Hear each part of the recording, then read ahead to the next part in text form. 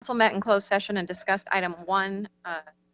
No action was taken, and items 2 and 3 will be continued to the end of after the open session. Great. So we're calling the regular meeting to order. City of Imperial Beach City Council, April 5th, 2017. As a courtesy to others, please silence your cell phones. Mine's turned off during the meeting and engage in conversations outside the chambers. If you're here to speak under public comments on a particular item on the agenda, please fill out a request to speak card and turn it to the city clerk. These are these cards, and the cards are located in the doors back of the chambers. And just so you know, before that we start public comment, we're not legally allowed to respond to you for public comment unless it's an agenda item. So we always have the city manager document your concern and then promises to get back to you, but we can't have a conversation like a regular agenda item and to respond to your questions. So, Madam Clerk, please take the roll. Councilmember Spriggs, Present. Councilmember Patton. Here. Councilmember West. Here. Mayor Dedina. Here. Mayor Pro Tem Bragg is absent. Well, it's my pleasure also. We have the Navy and the Army here today, so that's great. We're just missing the Marines and the Coast Guard, but very proud to support our military here. And so we have Private Alejandro Sosa Lopez enlisted in the United States Army on March 29th, 2017 as a 35F intelligence analyst candidate. Alejandro was raised here in IB and graduated from Mar Vista High School in 2016, where he played varsity football and advanced to the CI finals as a senior. Since then, he's been attending Southwestern College and working full-time. His motivation and aspiration to serve his nation came from his parents, who work in federal law enforcement, as well as his father, who's a proud 10-year Army veteran. You must be proud of your son. Thank you so much for having him here and having him serve our country. Alejandro will start his training towards becoming an intelligence analyst operative on April 9th. Welcome. Come up here.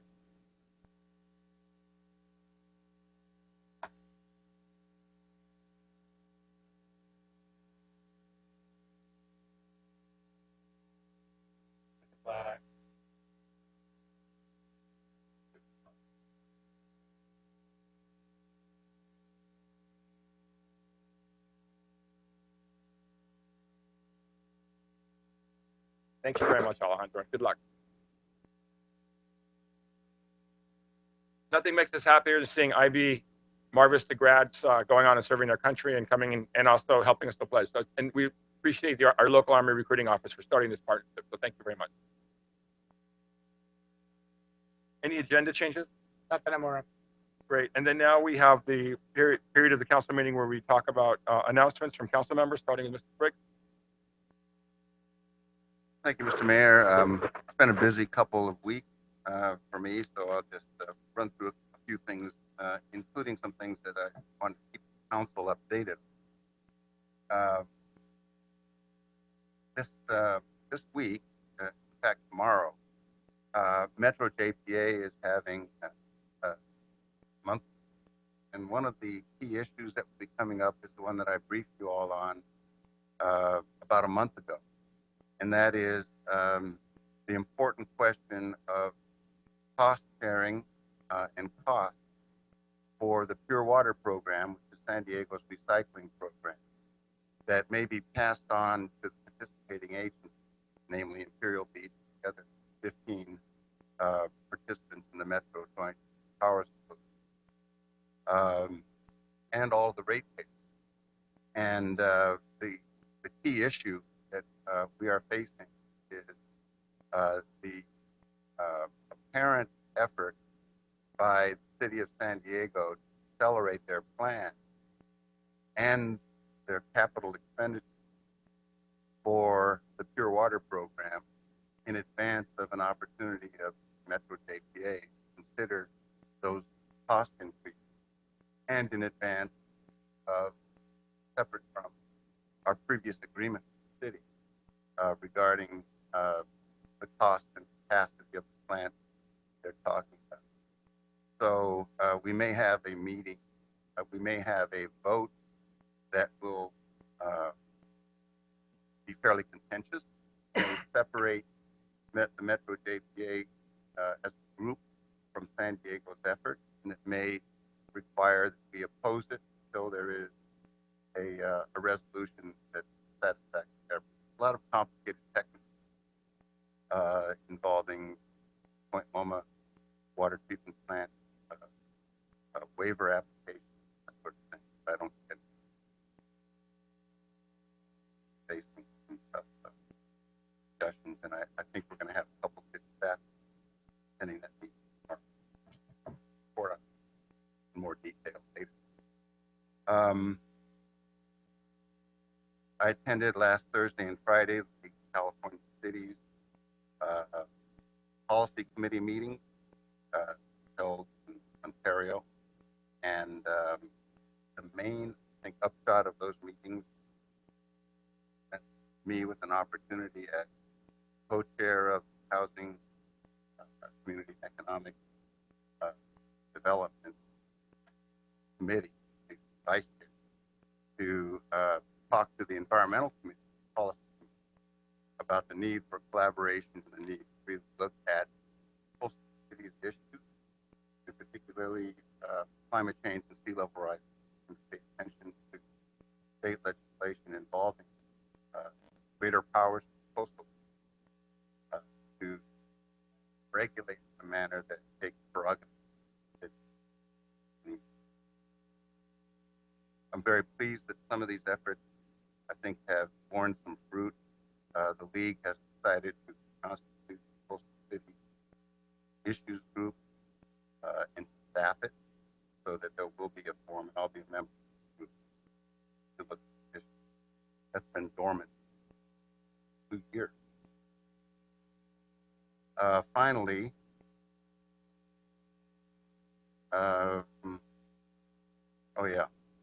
the International Boundary and Water Commission report on the big sewage spill came out 2 days ago. Much awaited report, and I've taken a look at it, and it doesn't really address in the kind of detail that we had hoped the remedy needed to prevent future sewage spills that will affect our quality of life here in Imperial Beach. So as co-chair of the IBWC Citizens Forum Board, I'm going to be pulling the board together for an informal meeting to review the report and to respond to the two commissioners in the U.S. about some of our concerns. That'll be coming up probably within the next 2 weeks. Thank you, Chair.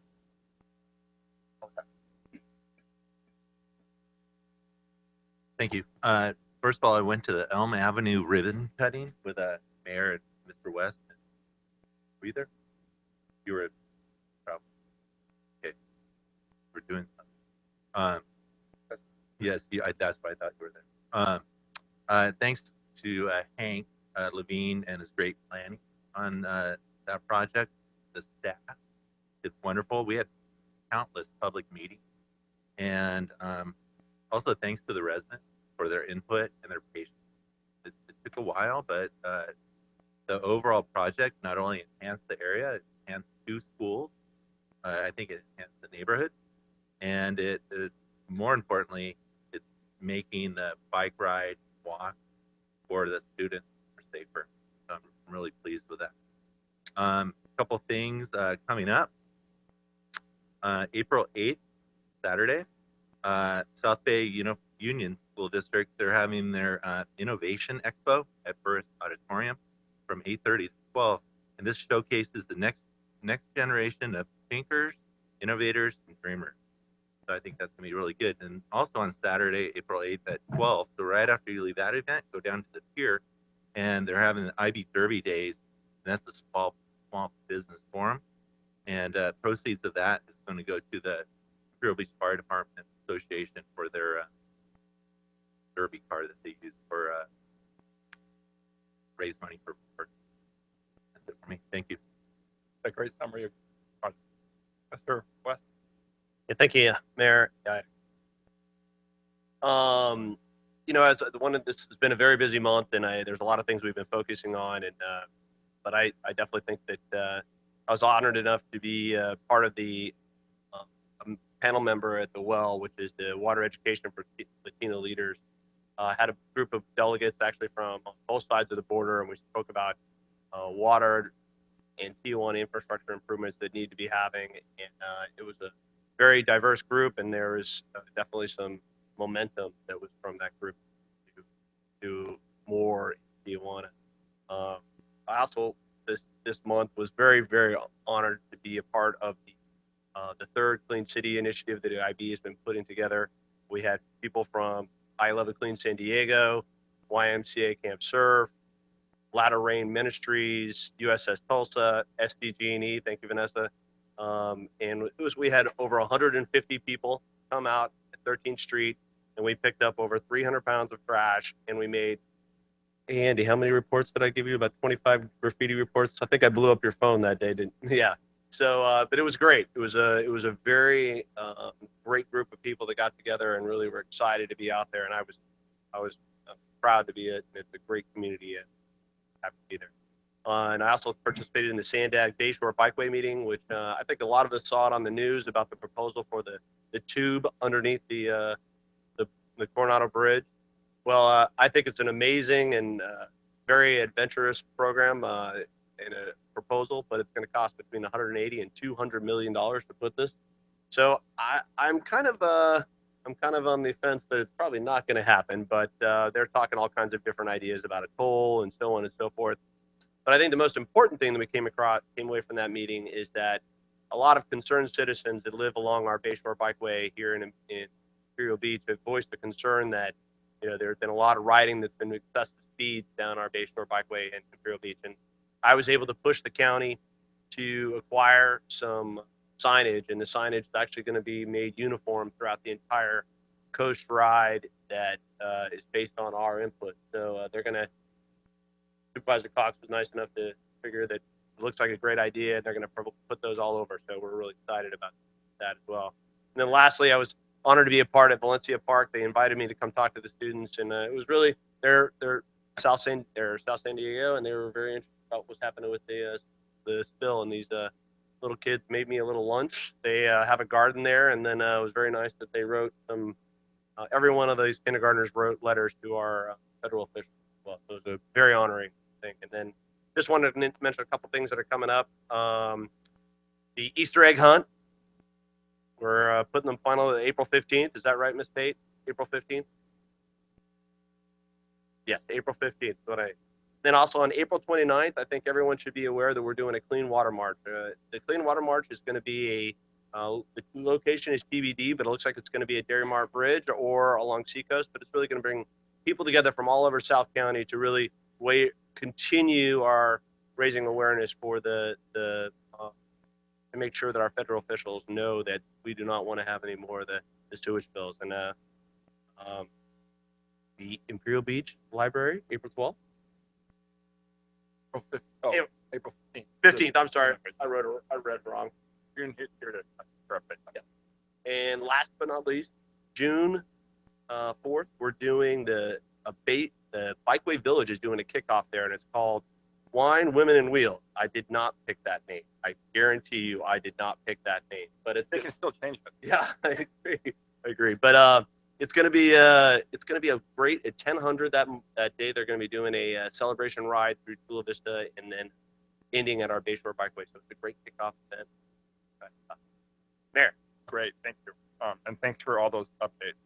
Thank you for all the work all of you are doing. And by the way, with Elm Street, that's my way home from work, from the beach on my bike. And I've been channeling high school days where I lazily do a little bike trip along the great sidewalk now, which, and it's after school, so there's no one there. It's awesome. It's a really, really great project. I love the word in front of the school district. A really inspiring word. So I think one of them is making a difference. So I think that's something we're all doing.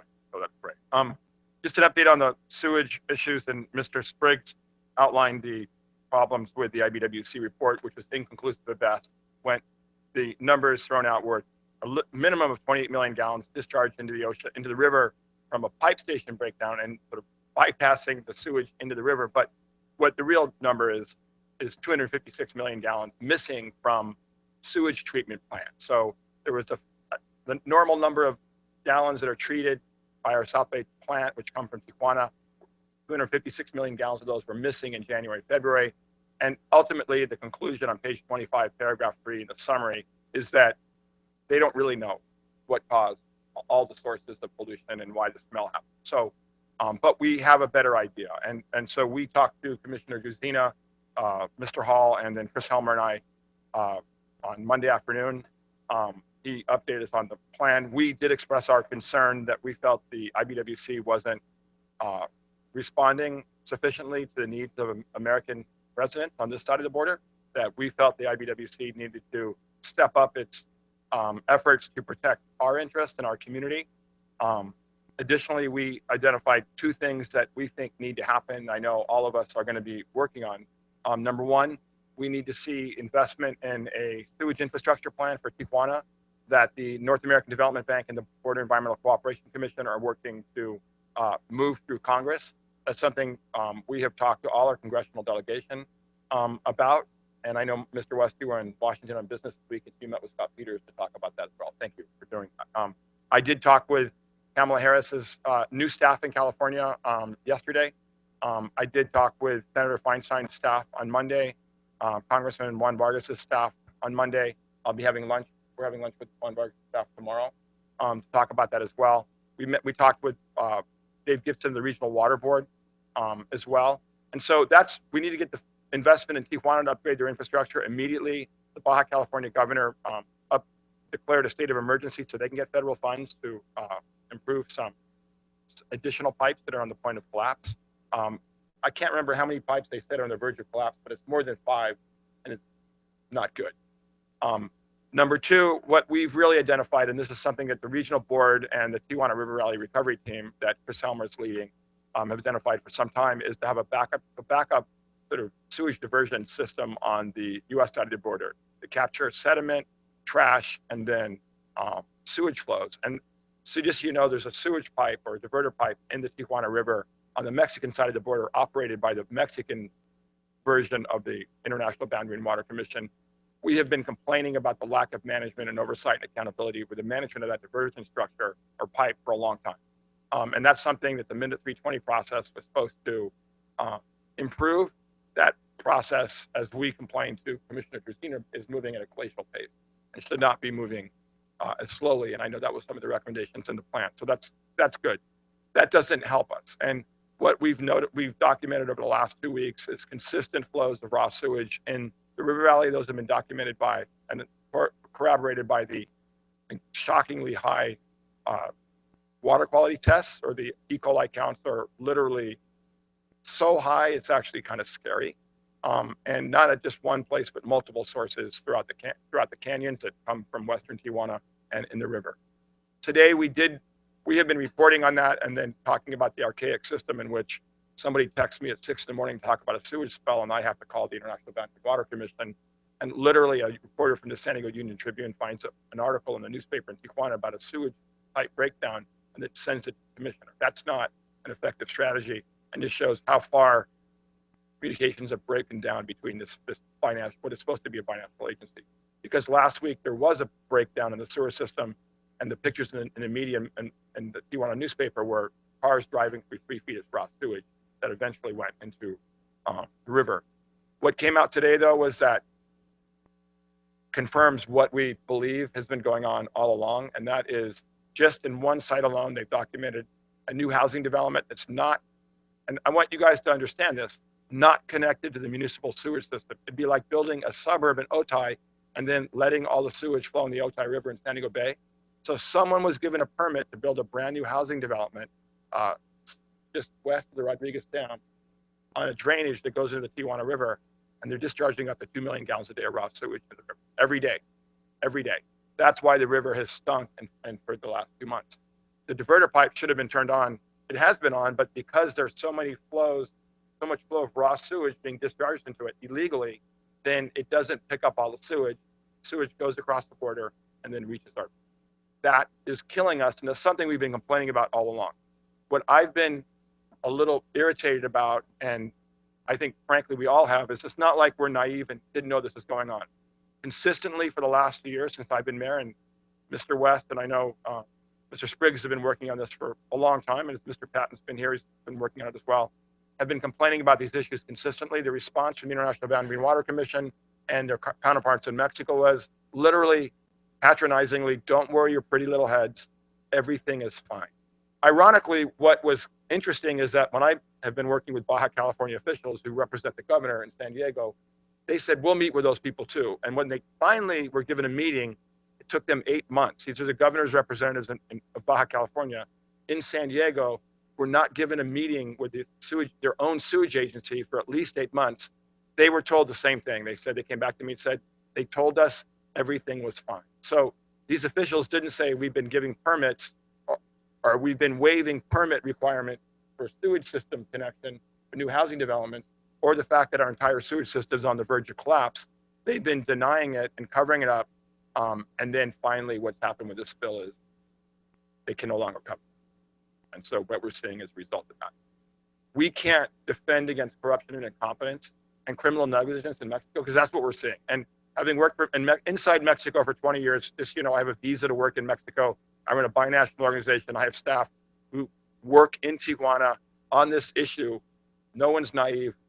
Acknowledge this is corruption at its highest level. These are people getting permits to build brand new housing developments with no connection to the sewage system, and everyone knows. So we need a backup system on this side of the border to make sure that if someone's corrupt or negligent or criminally negligent in Mexico, that doesn't destroy our beach, the river valley, and beaches throughout. So that's where we're going to be pushing. We're going to call everyone in IB to write a letter about it. We're going to work with a whole coalition of organizations and agencies throughout the region. This is not an IB issue. It's a San Diego County issue. It's the United States of America issue. So we need to make sure that our agencies are working for us and protecting our public health and safety. Because the minute that sewage water enters the United States, it's violating the Clean Water Act and the International Boundary Water Commission's response. So that's where we're going. We're going to look at other aggressive measures to make sure that our interests are being defended. Frankly, Commissioner Ed, there's a reason why 2 years ago I asked for Commissioner Ed Desina to be fired.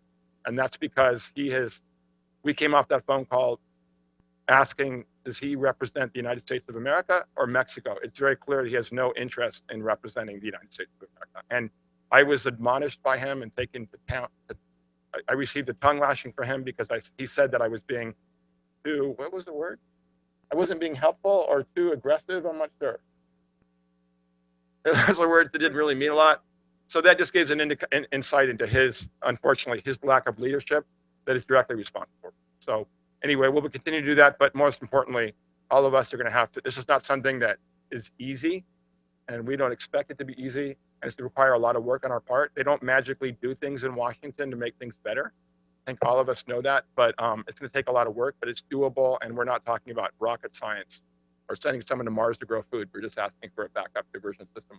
So I want to thank my colleagues on the city council and the city staff for their unwavering support on this. 100%, no wavering. Our lifeguards for continuing to monitor our beach and being on it. And again, our lifeguards are also the first line of defense. They're the ones going down and looking at the river. There should be a camera there. There should be additional gauges. There should be a whole list of things that we've been recommending for a number of years that don't cost much money that have been ignored by the experts. So with that, I will rechannel my anger and calm down so we can move on with our city council meeting. Mr. Hall, do we have additional comments? I don't. Great. Were we going to mention that our lieutenant is leaving us? Apparently, we just received a notice that Lieutenant Herb Taft, who's been with us for at least a year, right? Is that a year? Not long enough. Not long enough. Is moving on. He's been promoted to being captain. That's something because I've been talking to Sheriff Gore about what an excellent public servant and law enforcement official you are and a credit to our community. I fully expected, and I know he knows that as well. So we're never upset about people moving on and advancing their career here because, and so it's well deserved. So I know that on my part, I have learned and accepted a lot from you. It's been like a master class or graduate course in law enforcement and strategic policing and criminal intelligence-driven law enforcement. So thank you very much for your service. Hopefully we can have you back and give you maybe a little better. That's what I was going to say, Mayor. He's already committed to come to your next meeting. So Good. Okay. We can do this. Thought we were losing you forever. So anyway, let's give him a big round of applause. I've seen Lieutenant undercover in the field, and he's really good. We should be glad we've had him around for a year. He's an exceptionally smart, strategic thinking person who understands how to reduce crime. So, and this helped our community a lot. And a Navy guy. and a Navy guy, exactly. So there you go. So we have public comment now after my monologue, and we have June Engel here to give us some good news. So yeah, we all hope that we can stop the sewage so we can just start doing normal things and enjoy all the awesome things that are going on in IB, like our incredible library that'll be inaugurated on April 15th. Oh, okay.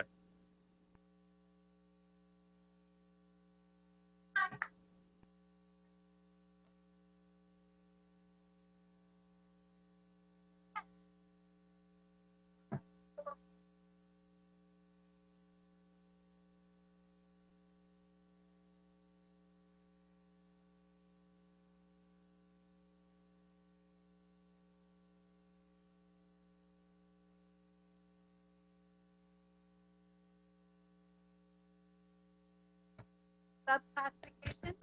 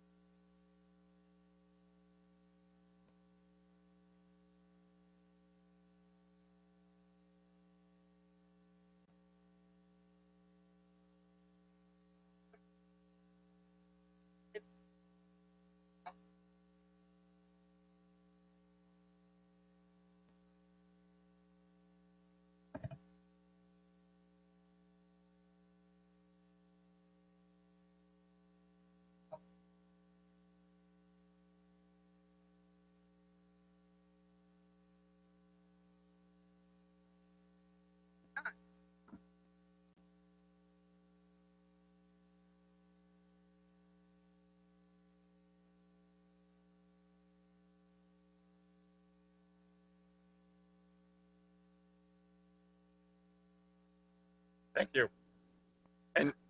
Thank you. And just so it's clear, the library will be open Saturday. The inauguration is April 15th, Saturday at 11:30. Is that correct?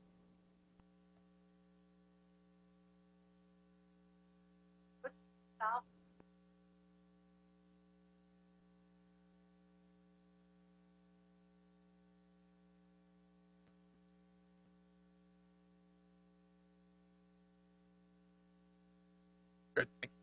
We're really excited.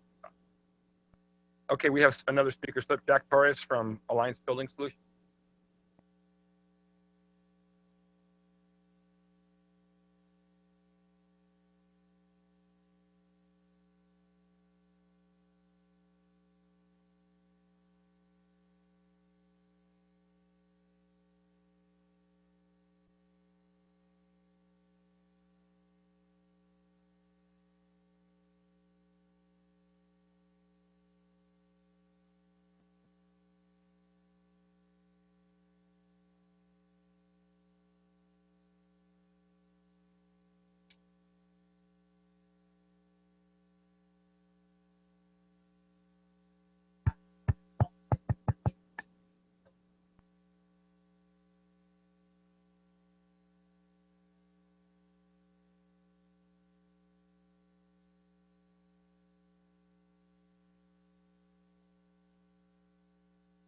Of every single facility that the city owns, identifying every measure that has a utility savings component to it.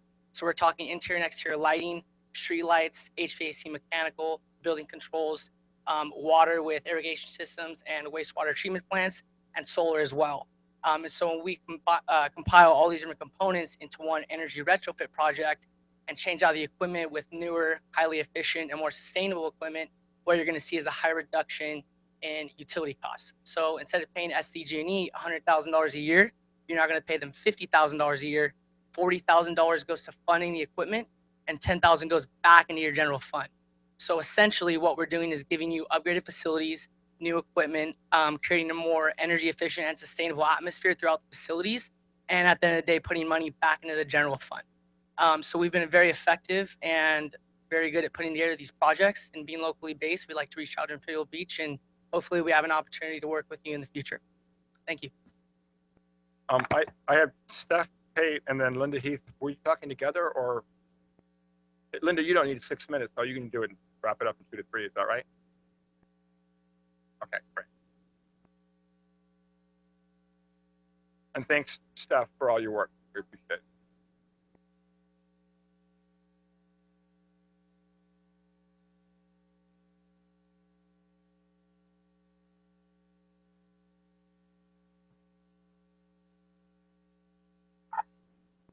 My name is Linda Heath. I live at 1451 Elder Avenue, apartment K. And I'd like to talk a little bit this evening about testing of the water quality and also the sand, which never gets done and should be. There was a report done by the National Resource Development Council. It actually is 453 pages long, but I'll synopsis. There are many areas of concern. They did testing in the state of California, who actually, according to this report, which is from 2009, that we rank number 22 in the number of samples that are over the required limit for sewage waste and other chemicals. They have only sampled, we only sample here once a week.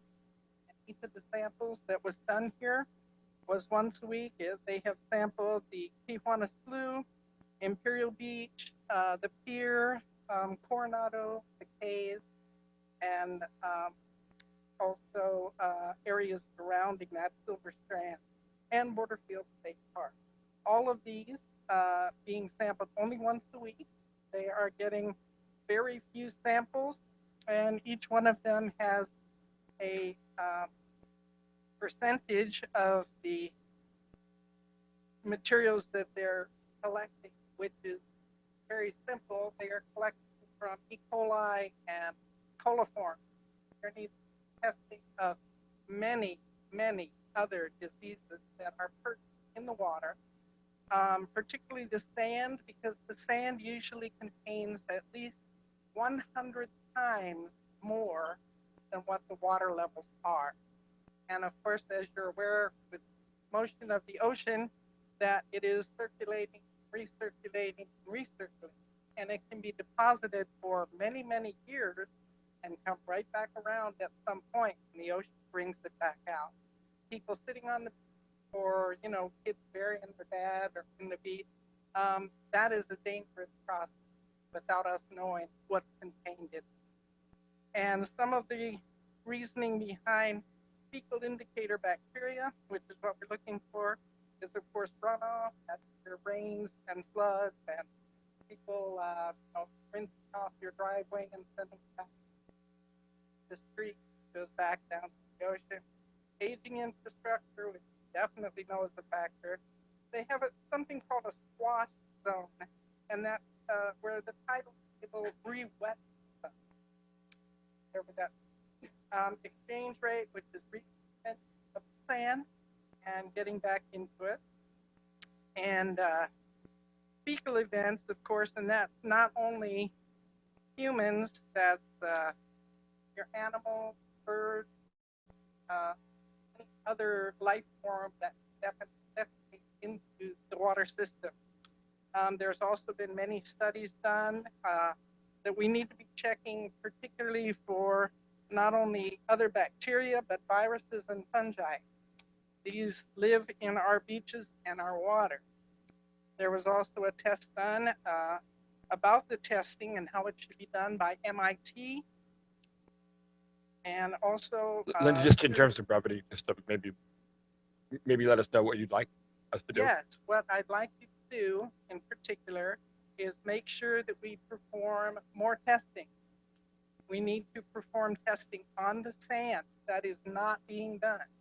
And we need to test more frequently than once a week. And where we are collecting the samples is very critical. You cannot go down to the water level and collect sand and water and have anything pertinent gained from it. For the sand, it needs to be at least 1.5 feet back from the high water line. And collecting the water, it needs to, I mean, somebody could get a big dipper and go over the pier and get water, not from the water line. That's irrelevant. But that's what I'm concerned with. And you know, there are 4 issues that this hits, and 4 issues of concern are our health, human health, animal health, everyone's health. Then the environment, certainly the estuary, our beaches, everywhere else that this is a problem. Our economy, our local businesses, our tourism, which is our main focus, and one of national security. These beaches being polluted are also making it very difficult to train our beloved Navy SEALs. And they don't need to be getting in the water and being polluted. So thank you very much for your time. Thank you. Appreciate you bringing it up. We should probably at some point brief you on the issues with the county to get what's called rapid testing, which would be much more indicators. We actually helped pass that legislation statewide, and they should be implemented as 20. Conversely, it could result in our beaches being closed a lot. But if we definitely agree with the need to. But if the funding for the EPA, that could be all in jeopardy. So it's important. Anyway, thank you for that. So now we have presentation 1.1, presentation on Navy matters by Captain Mulville, Naval Base Coronado Commanding Officer. We had the pleasure of being you and your team today at the new field team campus. It was amazing. So anyway, thank you for that, spending the time with us. Well, thank you so much. It was great getting the team down there to show you what we're doing down at the coastal campus. And I'll start off my comments about the coastal campus. So as you're driving down State Route 75, you'll see a lot of action going on down there. And you may notice a huge new, appears to be a sand berm. It is not a sand berm. It is the remnants of our World War II bunker that were recently demolished. All of that is concrete that we've pulled out from the bunker. We've ground up, the big pile is ground up that we will use in roads, and we're going to recycle all of that concrete and asphalt that we pulled out from that bunker. So the greatest generation knew what they were doing when they built the bunker. So if you can imagine, all of that had been underground, protecting what would have been a gun embankments. So that's what you're seeing visually. That huge pile will go away as we start using it for infrastructure. And we'll also take down all the poles, utility poles that are out right now, but we need to use them until we can get underground. So that's our coastal campus update. I love this slide. The USS Vincent's still in deployment. They're coming back at the end of May. They're out doing some great work in the South China Sea, and you'll hear about them all the time. The Theodore Roosevelt will be getting underway later this week. You're going to see some increased jet activity as those airplanes head on out and start working with the ship. We also have the USS Nimitz visiting us right now. They're out at sea right now, and they're out doing their training as they get ready for deployments as they come up through here. We also is looking at our SEALs down there. Those guys out there rowing the boats. We have Hell Week going on right now. So as you zip up and down the strand, you may see some sad-looking guys, wet, cold. Don't feed them. They're doing what they're supposed to be doing, so they're okay. So please just leave them alone out there. But they're getting through it right now. So what I would like to talk about briefly today is our State Route 75 intersection. So for the crowd, you guys can't see it, but coming from left to right, we'll be heading southbound on 75. This is the entrance to the coastal campus. If you go from right to left, that's northbound on 75. So, oh, you got it too. Okay, good. Okay, so you guys got it. So the first thing I need to tell you is, as we briefed last November, when I gave you a 2-week notice last November that we need to slow down traffic, we didn't need to slow down traffic. Now I need to slow down traffic. So our construction has now met the point where we need to slow down the traffic with the 55-mile-per-hour speed limit. So we're not doing lane restrictions. We're just going to slow down the traffic heading north and southbound. We'll let those large trucks have a fighting chance to get in and out of that campus. So you'll start seeing those signs up here on April 24th. That'll be for the brief, it will not be all of State Route 75. It'll be the area immediately around our construction site. That'll slow the traffic down. It'll make it safer. So we're not yet doing the lane restrictions, but we do need to slow traffic down. This is a temporary fix. It won't be 55 miles per hour forever. It's during our heavy construction period that we are now entering as we go through here. I briefed you before on what our design wanted to be. We briefed Caltrans, and the answer they gave us was very binary. They said you can either have a crosswalk that lets pedestrians and bikers cross from the bikeway to over to the coastal campus, or you get no crosswalk. So what we had tried to do was allow what we called a free right lane to continue going with traffic. They will not allow that to happen with a mechanized intersection for pedestrians. So sadly, they produced a huge room of information on other intersections like the one we were proposing with lots of traffic accidents where pedestrians are getting hit because people driving are not conditioned to stop. So this intersection has to be mechanized for people to come to a stop anytime cars or anytime pedestrians are crossing. We elected to go with the crosswalk option because we feel it's very important to allow for alternate transportation. We're working with MTS to have a bus stop there so that people can get there that direction. It's also allow people to bike to work, and we also have the SEALs are going to be there, and they go out and they go for a run. So we felt it was important to prioritize that over free-flowing intersection. So what that will do for us in the morning, we don't anticipate much interference as traffic is flowing north in the morning. Traffic will stop when a car would leave coastal campus and turn left to go north. In the morning, we don't see people leaving the base because everyone's coming to work. So we don't anticipate that happening much. Infrequently, we anticipate there will be pedestrians who either get dropped off by every 15 minutes on the MTS or the occasional biker and runner who show up. But we don't anticipate there will be a huge demand signal, unlike what we see at NAB. So at our AmFit base, constantly people are crossing as they go back and forth from those two bases. We don't anticipate that sort of impact. So we think this will work out pretty well for us, but that's the design that Caltrans has us working on. That's how we're going to. We still have the same amount of 600 feet of queuing as people go northbound, 400 feet of queuing as people turn southbound, 800 feet of up to 3 lanes of traffic on the base. So it will allow us to get people off of State Route 75. And so now it's my problem instead of having it clobbering up State Route 75. So we'll get them on the base, and that way we process them there. So we think it's going to be a pretty good design for it. Mary, I can do it either way. You want to talk questions on this slide, or you want to wrap it up at the end? Okay, sounds good. Next one, I want to talk about the V22. So right now, our C2, the Greyhound, you see in the top right picture there, that's our carrier onboard delivery system. That airframe has been around for about 50 years. It's a 50-year-old design with very old planes. Those planes are out of service life by the year 2025. So we are now in the process of replacing. The Navy's answer is that we will use the V22, which we see on the bottom display there. This V22 will replace the C2. Right now, the Navy is going through an environmental assessment to see if we brought the V22 here and replaced the C2s, how would that affect operations? How would that affect the environment? What would it do for us? So we are still going through that process. I anticipate that process will happen for another year, but I'm down here to brief you that we are looking at this. So the one restriction I had when they said we want to bring the V22 here is I said that's fine, but it cannot do any sort of landings down at the NOLF, down at the outlying field. That field is already busy with our helicopters, and we do not need to bring this platform there. This platform, because it's a plane, can go out to San Clemente Island and do its training. You can go to El Centro very easily. You can go to Miramar where the Marines already fly them. So that was my one going in position, and currently that's the plan. They are not planning on using IB for any sort of training operations down here, which I think is good. So to wrap up for you, I don't believe you guys will be impacted by this at all. So the noise is very similar to our standard helicopters. It operates like a helicopter.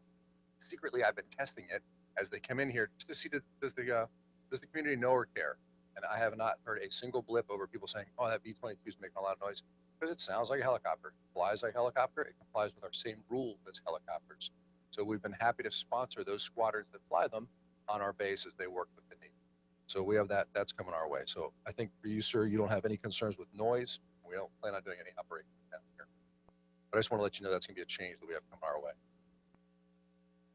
Our next one, I talk a little bit about environmental programs. So within our properties and on our beaches, we have snowy plovers and the least tern. They're two species of birds that are protected by that Endangered Species Act. The Navy is required to protect those species, specifically during nesting season. We're in the middle of nesting season right now, and it goes from about March until the fall. So during this time frame, the birds are very sensitive as they're guarding their nests, and we are very cautious on how we interact with them. So previously on Sticks South, and I'll go to the next slide real quick just to show what I'm talking about here. So on this slide where the black line is where Navy property starts. We have Camp Surf down there. The slide is oriented north up. So that property had signs on it that were incorrect. Those signs said dogs are allowed on leashes below mean tie line. Dogs were never allowed on this beach. We kind of turned a blind eye on it because it wasn't a focus event. It is now a focus event. We are starting to look at getting fines and losing training capabilities from the California Department of Fish and Wildlife. So as I alluded to, the Navy is required to do our best to protect these species. To that end, you will now see signs up there, as kind of the previous slide, that says dogs prohibited beyond the parking areas. So dogs on leashes, dogs free, none of them are permitted on that Navy property. As we look at the Navy property, we are still allowed to walk, beach walk, without animals below the mean tide line, just like we always had. Just like before, you are not allowed above the high tide line. That's Navy property, and that's where we do our exclusive training. So that part remains the same. The part that's changing is that they will now be enforcing dogs on beaches. So some examples that we've had are the birds are extremely skittish during this nesting season. Dogs barking, dogs running around, birds will flee, they'll abandon their nests. Now we've got dead birds. That's all kinds of badness with federally protected species. I talked about we get fined, we'll lose our training capability to wait out there. So we've had bad behavior before, even though dogs were allowed on leashes. I have many documents showing it Monday at 8 o'clock, there were 2 dogs running loose and 1 person just enjoying the day. We cannot have that anymore. So I need to protect those species as we go through this. So that concludes my presentation on this. I'm open for questions from the panel or if you prefer. Great. Council members, questions? Yeah, I have a couple. Captain, thank you so much for the brief. Would you go back to the road slide? So the only thing I appreciate you really talking about the entry and exit points during the rush hour time frame, because obviously traffic is a huge concern of Imperial Beach. The only thing I would say is that I'm very concerned that, both of us have been in the Navy a long time. We know that turnover time is normally at the same time as the rush hour. So I kind of question that there's going to be nobody leaving the base during that time, because if the duty section, the guy's spending the night and he's got a long duty day, usually they're leaving that following morning at the same time. That could complicate this traffic flow problem. We've got more guys turning over on close to or really near the rush hour time. So you may not have planned yet, but is that something you guys have thought through? Or Absolutely. So my example is in the morning. So I don't get many people leave the base. That's when we're concerned about north flowing traffic. Okay. In the afternoon, we anticipate most of the traffic will be flowing south, but due south. But we're also not talking about a huge population. Taking roughly 3,500 people who had been living 6 miles north, now that are working 6 miles north, now they're working 6 miles south. Of those 3,500 people, a chunk of them are going to be deployed in. They're never going to. And there will be normal training opportunities, different schedules. But currently, we don't believe in the traffic. We don't believe there's going to be a huge impact ever. We're going to look at it. I promise we're a learning organism. We're having problems. We got to figure out how. Great, thanks, Captain. And then one last thing is I know that there's some land. If you go back to the slide that has the base where shows the outline, I know that there's some landing, some LCAC landing zones, and is that with the SEALs going out there? Is that going to be anything that's going to come back? Because that complicates the less turn issue a lot if you're going to be having any previous landing, which it is. I mean, they are there, but I'm wondering if that's going to be something the SEALs come to me. Is that going to be anything on there? So the SEALs are already doing training there. Other units are already training there. We're not increasing. Okay. We have biologists assigned to give particular specific briefs on hey, you're using plain yellow today. We have 2 nests active working here. They're clearly marked, and we are allowed to have some vision for events. Sure. Sad to say we lose a couple of birds on a training. I cannot lose birds to a dog. That wild on any event, boy, I promise you our best. Got the file is out there watching. Her. Okay. Thank you, Cap. Okay. Thank you. Can you hear me? Let me just make sure. I've gotten 2 notes now. I'm not speaking loud enough into the microphone. Is this good? Is it better? Okay. I'm sorry I missed the tour today. I was at work, but hopefully I could do it in the future. We'll get you. It's still going to be there, right? I believe it will Okay. for a little while. Okay. We'll go to Coastal Campus first. Talked to Wes today for a while, and you brought up a lot of things I mentioned. So thank you. The traffic light. One thing I forgot to mention is that when is it going to be installed? I think we start September of this year. We start working on the intersection. I don't have you have a good date for the traffic light itself. So September, we start working in earnest on the intersection. I'll get you a date as we nug it down a little bit more. We just had some projects awarded. Now that they're awarded, we start putting on a timeline. So I don't have an answer for Okay. you, but we'll get you one as soon Sure. as we have it. And then another thing I forgot to mention was is there going to be timed, like the lanes going north and south? Are those going to be considerably longer green lights opposed to the ones coming out of and entering the campus? I mean, is there going to be, or is it all insensitive? If nobody's leaving the campus, they agree. Keep on track. That's exactly it. So yes, it's free flowing north until someone signals. Right. They're either pushing the button they want to cross, or someone's on the wait center. And you've said it a number of times. This is dynamic. If you see things that, okay, this isn't working, we could tweak things. Oh, absolutely. Right. I need to support the mission of those tenants on the base. They're getting their mission impacted by the traffic flow.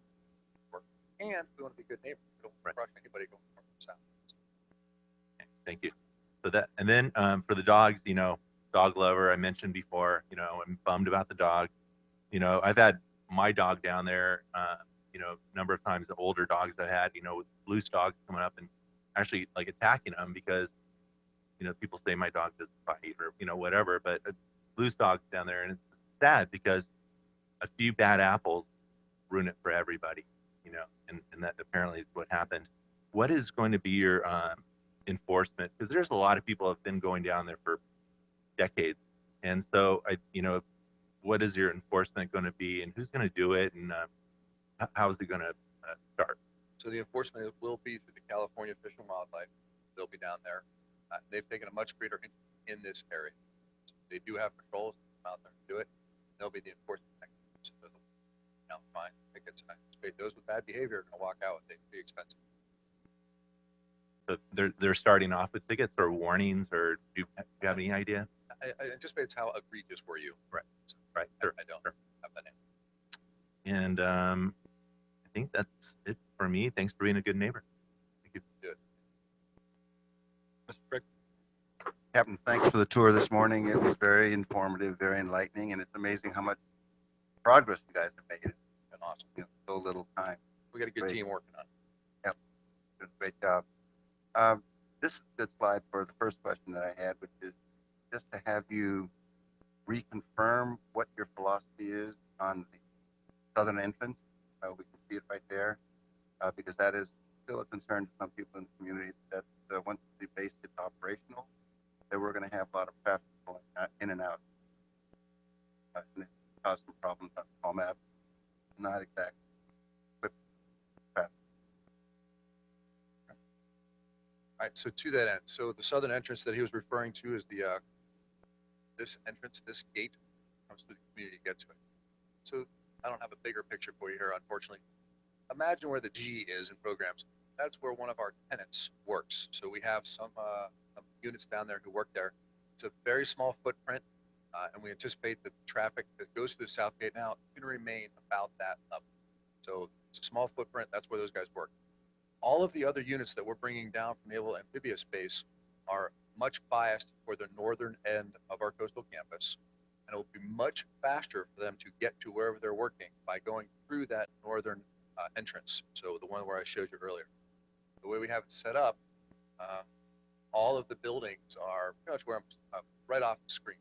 That's where the buildings are. It'll be much faster, even if you're coming from south Just stay on 75 for another minute or two, jump on to the base from that north control point, and then the roads are all set up to quickly get to your place of employment.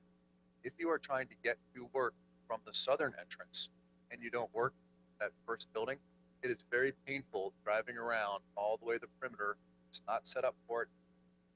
It's much, much slower. We're making it a disincentive because we want people to go through that northern gate where we have it on State Route 75, to where we have all the lanes. We want people to go through. So I anticipate in a plan, the way we laid out, that people will not be interested in going through that south gate. Their work is very far from it. Can you go back? Slide north. And I really hate to ask the question because I know you probably answered it already, but it's just something I don't get. All right, so all you guys get out of time. More. Ish. It varies wildly depending on where you are. We'll continue with your. Okay, so maybe that's your answer. So a lot of traffic comes southbound in the rush hour. And if your folks are making that left turn to go north on 75, that light's going to be. It does seem to me intuitively there's going to be a conflict there with the Navy traffic going both ways.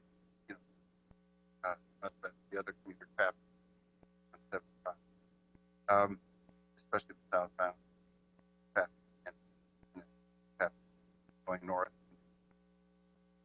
Could you go back over what the plan is for that again to avoid that conflict? Sure. Well, there will be people turning north as vehicles are heading south. So there will be stops throughout the period. We do a pretty good job of staggering work. So depending on what particular unit is doing in their training cycle, it may be the night come in, they're doing night work. Or not going to see night. We also have some of our bigger tenant commands. Some show up at 5 in the morning. They like getting out at 2. We got some guys who show up at 6. So we already have it staggered in somewhat. So that won't solve all the problems. There will still be people trying to turn north 15:30, 3:30 in the afternoon, and there will be traffic. We'll have to stop. So I don't think we've gone and done the math yet, or the exact timing is to, at 15:30, we're going to allow 10 cars north. Correct me on that? Okay. So we're going to look at it, see what the impact is. I alluded to earlier, we will have a block base while still allowing flow traffic. Great. Thank you for that presentation. I was on the beach today at lunch walking and saw a woman with the dog off the leash. I didn't say anything, but then the Fish and Game Warden came up after that. Additionally, in terms of the dogs, that's a problem. But I think they're also interested in the expensive pismo clam poaching that goes on with that. We got a lot of folks that pretend that they're doing recreational clam fishing, but they're working for this restaurant, and so they go out and commercially sell those. That's been a problem as well. But I talked to him, and it was good to see them out. So thank you. I just wanted to comment on. I was really impressed today, and I talked to you about this afterwards. But I think it's important the public understands this. Your commitment to sustainability, it's a very practical sustainability and a very cost-effective one. So it was great to see solar panels on your buildings. Great to see you guys repurpose that. The concrete was actually really interesting to see the way you're doing that, to use it for your buildings. Even in your shooting range, you guys focused on doing best practices to reduce environmental health impact to the folks shooting and then cleaning up afterwards. So that was really, really interesting. Again, sustainability is also about best practices and learning. And you guys obviously have done a lot of that. So even the practical nature of your buildings was actually really interesting. So really impressed. We're going to use all what you said were open source code signs and for possibly a new city hall. That's something we all kind of joked about, but very, very interesting. Number 2, the commitment to resiliency and adaptation, and to see you guys thinking about raising the buildings up a little higher to accommodate sea level rise is just smart, and storms and tsunamis, et cetera. So I'm really impressed about that. And then finally, this is something that normal government agencies have a problem with, and that's really evaluating operational effectiveness, but taking measures to increase efficiency in terms of how you manage operations and building. And I'm really interested to see how you guys are always thinking about how to do something better And then obviously, as you said, but you can make demands to do that. You have to get money to do it, but it is, I think, instructive for us to see that you guys are willing to change things around and to do what's best for your operational efficiency and mission. I think that's something that we are looking at and have done, but we have to do a lot more. So thank you for that, and thank you for all the work you're doing in this. We appreciate being part of this project and being a support. Thank you. Thank you for the opportunity to take you guys down there and show off the campus today and for the opportunity to present tonight. So to your point, I always take care of the mission first, but I'm a taxpayer also. So I'm very careful on how we're spending our money and how we're using our money. So paying taxes too. So we're trying to be very good stewards of the money.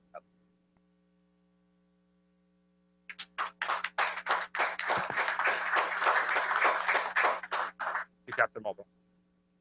All right, so we have consent calendar items 2.1 and 2.8. I would like to entertain a motion to approve consent calendar item numbers 2.1 to 2.8. So move. Second. Please vote.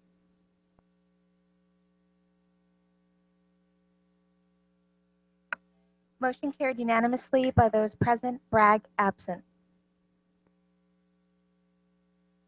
I should have done this at the beginning of the meeting, but I know Mr. West has to leave at 8. Is there anything that did we change the order of the agenda in case we need 4 votes for 3.1 or 5.1? I think we'll be done. All right, so now we have ordinances, introduction of first reading 3.1. 3.1 is an introduction of ordinance number 2017-1163, renewing the public educational and governmental fee in section 13.10 of the Imperial Beach Municipal Code. City Manager Hall will give the report. Mayor and council, we're seeking an introduction of ordinance 2017-1163. What that does is it continues the collection of the PEG fee, which is public education and government. And we collect approximately 1% of the gross revenues of the cable television companies in the community. We use that funding to provide, you see the cameras here and whatnot, but provide the infrastructure that allows us to better reach out to our community. We've been doing it for 10 years. It expires after 10 years. So we're seeking to renew that with this ordinance for another 10-year period by introducing it tonight. And then it would be on your following agenda on consent or final consent. Good. Speaker select.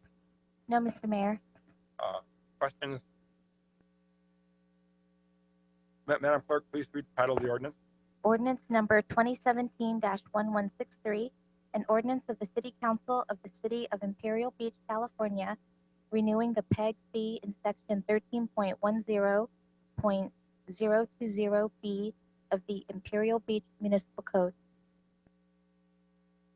So I would like to entertain a motion to introduce ordinance number 2017-1163 by title only and waive further reading of the ordinance. We need a second.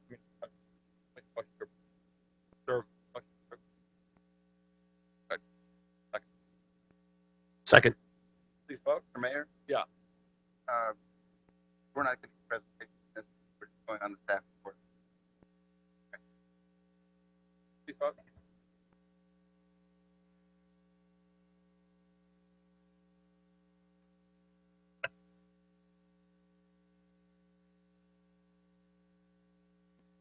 Motion carried unanimously by those present, Bragg absent.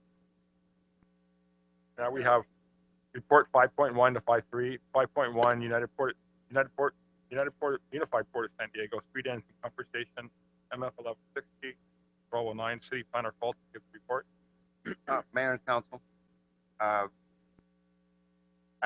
probably have a conflict of interest item because I live near 2 of the street ends that are potentially part of the discussion. They may not be, but they potentially are, and to avoid any appearance of involvement. I guess we just you guys discussed this. I was of the opinion that I didn't think it was a conflict, but I'm not a lawyer, so. Well, Are you worried about that discussion then at all? I am, because although the staff report recommends and so does the Highlands Advisory Committee and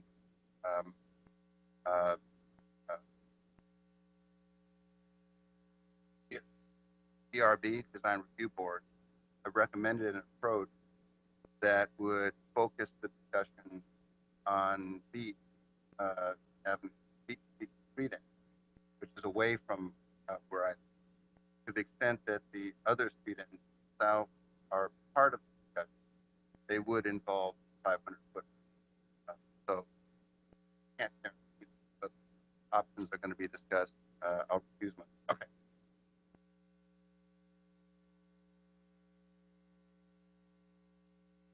Okay, so Mr. Waltz to give the report. Thank you, Mayor, members of the council. And for the port's fiscal year 2014 and 2018, there's a CIP that included Imperial Beach projects that included a tot lot, street ends, and then a feasibility study for a restroom on South Sea Coast. $100,000 for the tot lot and $50,000 for the street end study was reallocated to the Dade Avenue street end. So then they used the remaining funds for the remaining portion of the street end study and the comfort station study, and that's what we're considering tonight. So this is for the Imperial Beach street end concept study. The port and its consultants analyzed the 9 remaining street ends.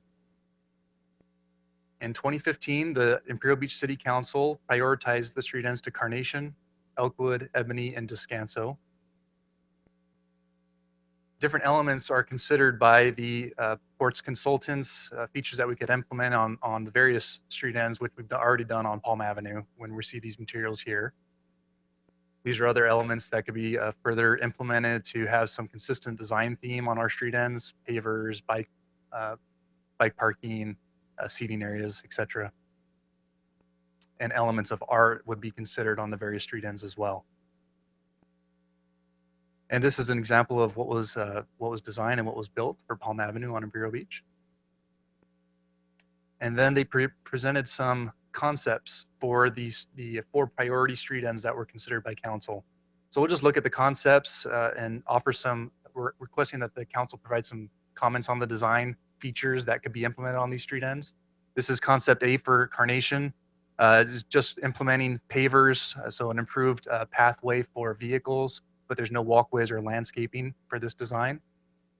Then there's a second type of concept which implements a pedestrian pathway, landscaping, seating features, but this would require an easement from the Navy. So it would require more extensive work to be able to coordinate that. This is Elkwood Avenue, again, using pavers and some landscaping and art features and bike parking on that street end.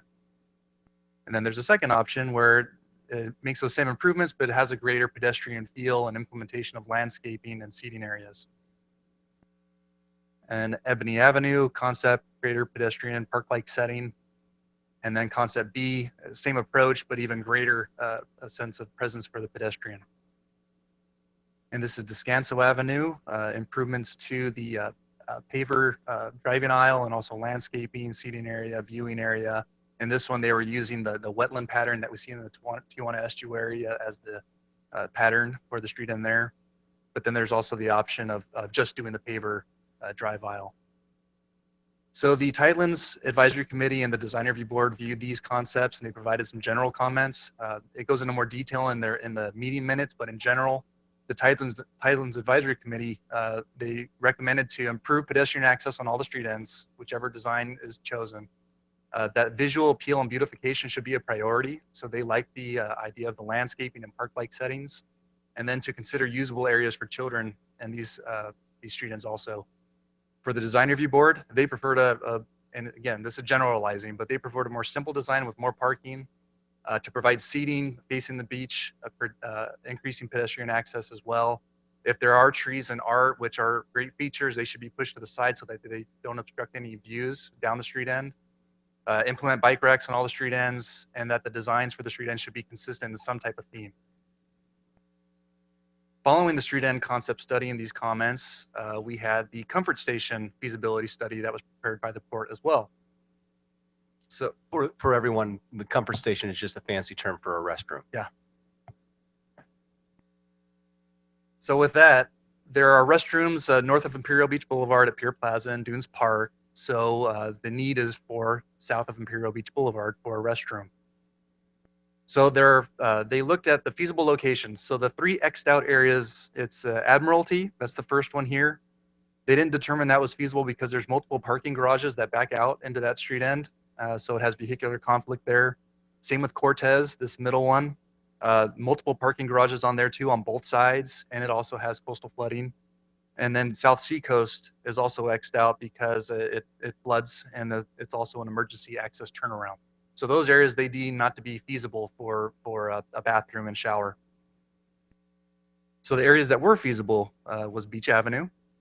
This is a picture of the street end. This one has no parking areas, so there'd be no vehicular conflict areas, and it's close to a lifeguard tower as well, so it provides some type of safety element to it. The next one was Descanso Avenue. This one does have a parking garage, but it's only one parking garage as opposed to the others. However, there is some conflict here as well because of the lifeguards use this area for safety access to the beach. So it does present some conflict between lifeguards accessing the beach. Sometimes they may get double parked was one of the issues they had a concern with if this was a location with the comfort station. So it's feasible, but there are some issues that come along with this locating on the street end. And then there's Encanto Avenue. This one has no parking. So the benefit to this is that there's pedestrian access. It has no impact on parking at all. If you were to build a comfort station there, there's no vehicular conflicts, but at the same time, there's no parking. So people that were to drive and use this comfort station, they'd park on Seacoast Drive. So that would be a negative impact for that.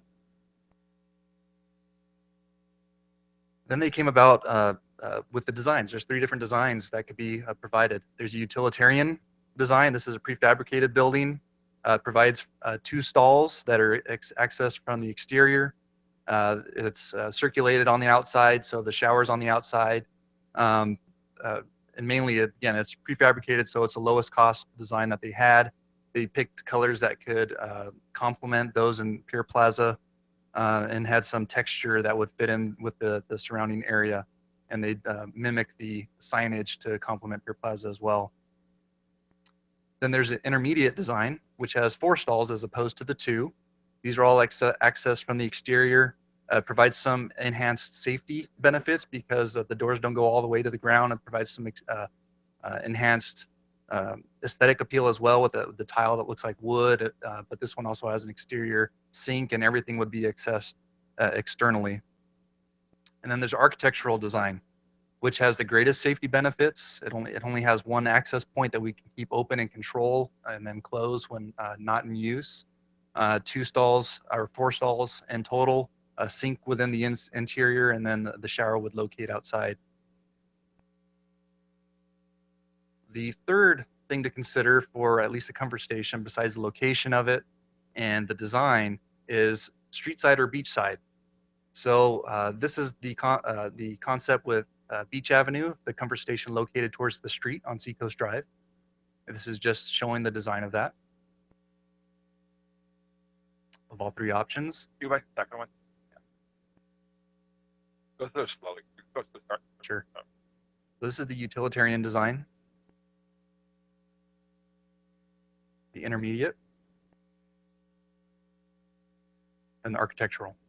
And that's the 3rd option. This is option 3. And then there's the beachside design. And this is looking at Beach Avenue from Seacoast Drive and from the beach. The benefit of having it beachside is that there'd be less conflict with cars driving back and forth on Seacoast Drive. The intent of this comfort station is for people using the beach in general. So it'd be easier to see it if it was located on the beach side.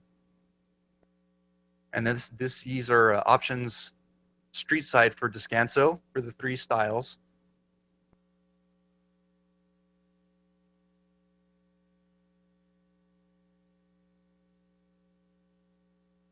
And then Encanto with the 3 styles, street side.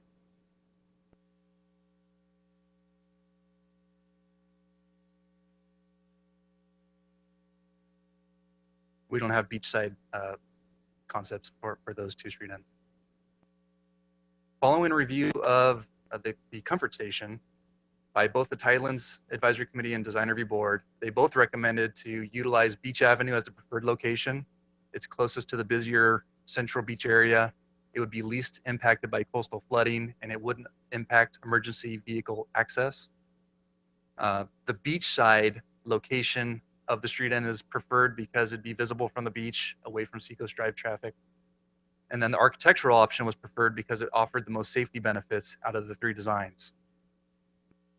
Following review of the street ends and the comfort station during those meetings, it was discussed, can we integrate these two projects so that we could have some more efficiencies in design and construction?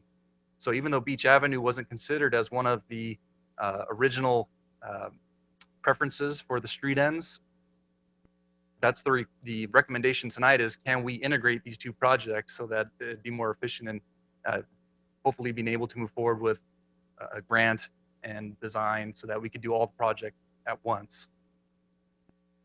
So there's multiple things to consider here. I'll just list them out.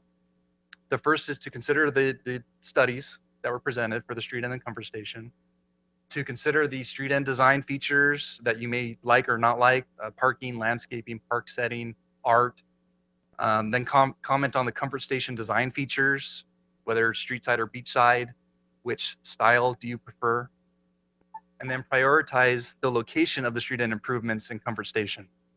So staff would recommend to integrate at one location, Beach Avenue, on the beach side with the architectural design. Following that, staff would recommend that the council still provide an alternate for a street end and comfort station location. So it would be Ebony Avenue as the alternate street end and Encanto Avenue as the alternate location for the comfort station if for some reason we still had to have a separate CIP moving forward with the port. The other options to council is to consider these as separate CIP projects, list them, prioritize them in whatever way you deem necessary. Same with the comfort station, whichever location for the comfort station you prefer, same with and the design, or you could continue this report to a future meeting if we can provide some more details to you.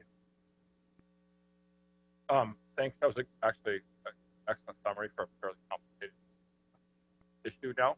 So, Mr. Patton, you want to start? So I want to thank the Port of San Diego for making this happen.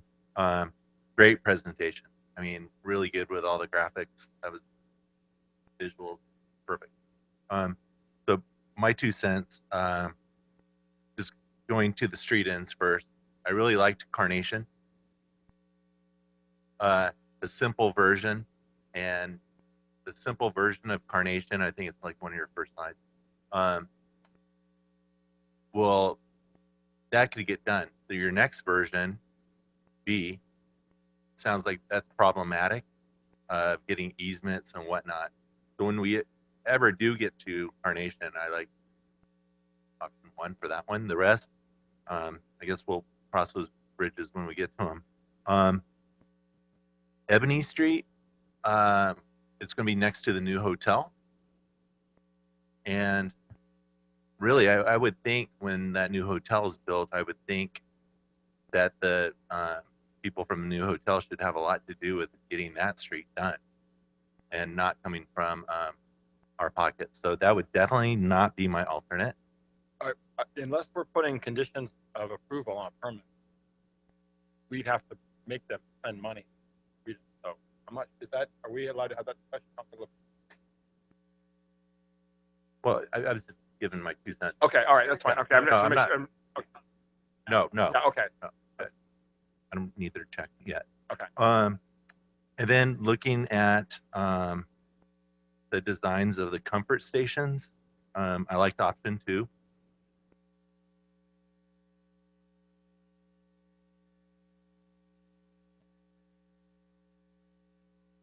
And my concern on the beach side is it going to, and I like Beach Street, the beach side, is that going to be blocking views of a lot of people, or is that, what do you think on that one? Can you go to Beach Street with option 2?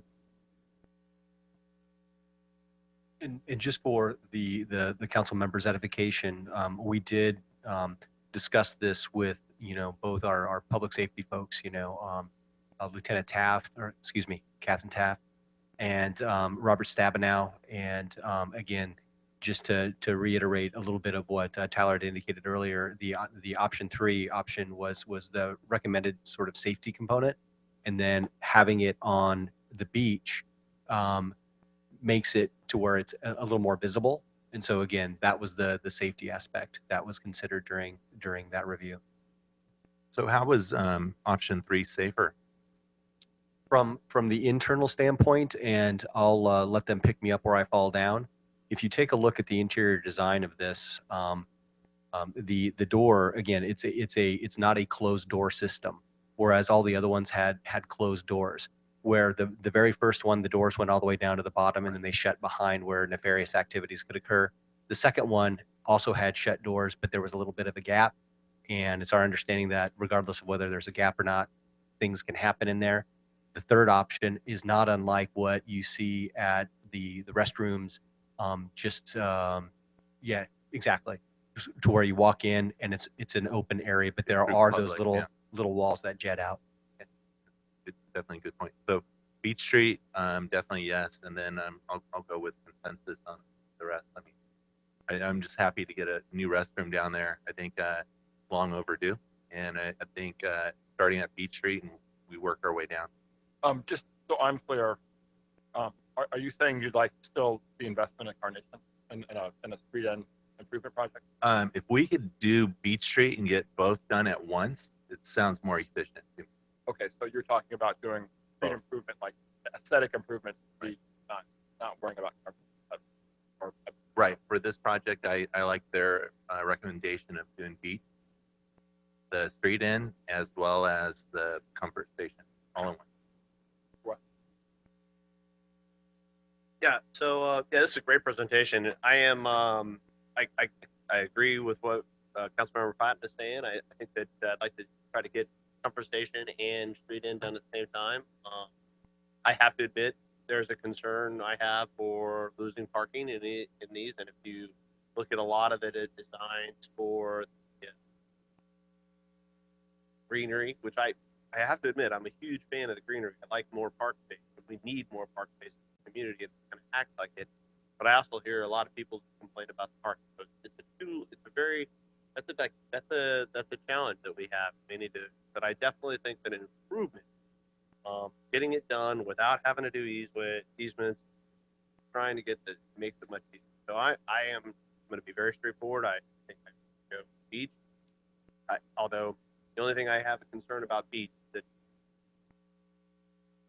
Beach is closer to other things too. I mean, I'd like to try to move it as far down the beach as possible, because anybody who made the trudge up to walk from the river valley would love to have a shower closer to that area, because that's definitely needed. Can you go back to the picture of that? And if I could, while he's pulling that up, there was a picture that I'm recalling in one of the studies, or in one of the big studies, that it showed like sort of a user area, like a radius in terms of where activity had occurred, and Beach was located in that area where it would be able to capture more of the traffic, recognizing the point about as we go through, as we become successful in getting additional grants through capital improvements with the port, that we can certainly make a note of that and determine where the next one could be further south. I hear what you're saying there. Only thing I would say that there's probably reasons why that people don't go down there as much, because we don't have this infrastructure stuff. Well, Correct. So I think doing a study right now and saying this is how it's going to be for the future, in my opinion, not a great study. Sure.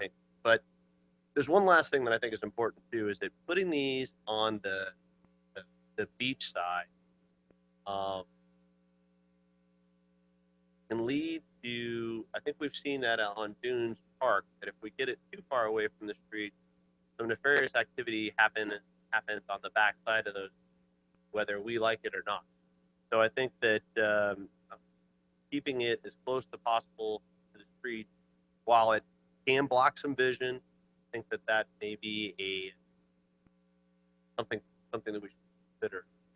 So I like Encanto the most, just because I think it would be great to get it done. But I think knowing the realities of it, I think I'm going to stick with original assessment.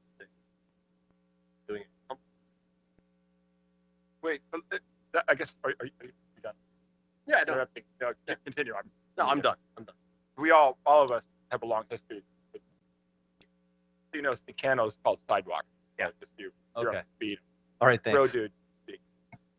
Could we have Mr. Stabenow come up? Because I wanted to ask you a question about what the issue of safety and bringing more people down to the street end that where we don't really have guarded area. So, Mr. Stabenow, I guess my proclamation is I agree. I'm really concerned about loss of parking only because I know that every parking space in that area is at a premium, especially for the surf community, and because of the increase and just the number of cars people have, just a lot less parking. It's something we've all been commenting, like even at the end of the Boca Rio where we surf in the morning, most of the parking spots are taken up by residents. So that's whatever. That's why I ride my bike a lot. But I know Mr. West does as well. But are you guys concerned at all about having something at a cano? So you're seeming like you're encouraging people to use like non-guard area, like off winter hours. Because I like Encano only because it seems like it nestles in there well and doesn't actually a valuable premium parking space. But is that something you guys have thought about or you concerned about? No, I think for Encanto, the main thing we thought about there was coastal flood, an Right. area that floods a lot. So Beach Street, out of all those streets, floods the beach. You know, that. Also with Encanto, the placement near the street is problematic. If where are you going to park there? So you got parents that want to come up with kids, park, stop, all the parking full. So park. See at Dunes Park now. Go to Dunes Park on a Saturday, 4 or 5 o'clock whenever he's leaving. Everybody's double parked. Can't get out. If you're parking there, then the kids got to run across. So say if Dunes Park over across Seacoast, now you got to go across a busy street to get the rest. The kids running back to the car across that. So Encanto, there's one of, yeah, those are. Okay. Thanks for that feedback. That's good. That's good. You're right. Beach Street does flood less sidewalk, and Descanso, and just Descanso's bro dude central. Like messing with any parking there would be a bro dude explosion, like reverberating your entire South Bay. We can't even mess with that. Beach Street's the guys who are exiled from Descanso that they got in too many fights parked at Beach Street. We all know who they are. So they're not us, by the way. We're all super mellow. And I know Mr. Stabenow knows all about that. So I get it. So I can support that, but I would definitely support not losing any parking only because I know like, everybody where they park, like the dudes that park there and knowing that there's no parking for all. Number two, the library set the standard for color and it's blue. That's one of my future speech, the inauguration is going to be talking about of the library is that library is our new identity. The color scheme there is brilliant. It's fantastic. It's a deep blue. And I think that's something we need to think about when we do future projects. So, anything that can be more compatible with that design and that thematic element, I think is really smart. That's really it. I don't like the beach. As someone, I think all of us, when I go back to the beach view at the beach side, yeah, and then the other way from the street. Yeah, it just blocks that view. I mean, that views everything. And I'm assuming at some point this would be, you don't want to have all the the reality we call them Cretans, the guys that aren't going to hang out and deal drugs or whatever and hang out in that bathroom. They need to be close to the street, I think, for public safety, but also because that street end is a social hub. It's a critical social hub in the community for the surf community, the beach community. So we want to enhance that upness or community gathering space so that bathroom and block. So I'd like to see us identify an integrated beach option 3, but close to the street. That's about number 1. Number 2, we shouldn't sell ourselves short. I'd like to see us continue to identify the need to enhance street end at Ebony, Elkwood, and Carnation. I don't want to, and I'm speaking, I think, on behalf of Mr. Sprigg, who's really pushed this issue forward. I think I'm channeling him that we can't sell ourselves short. We need to have those. We can choose one as a priority, and I know maybe it's the north end now, but I'd like to see us continue to identify the need for either Carnation or Elkwood or Ebony, but all those street ends are disgraced. They look terrible. And the city actually a while ago did things to make them not as nice. So we need to enhance their hubness or social interactive space. You enjoy hard to underestimate how important those street ends are for social activity. Those are very, very important areas. Multi-generational, all of us know that from up here. And so that's something we need to really think about. Whether or not we have the money now, but I think the spirit we're going with the city is to really identify the investments we need to make, not cut ourselves short because we're really cheap, but more importantly, identify this is what we need to do. And so let's go with B. Maybe you guys can support that now. But Mr. Pat, I don't know if that's okay to keep those other ones on the table so we can, and maybe with Carnation being our preferred alternative for future investment or something. Yeah, definitely the Beach Street like that.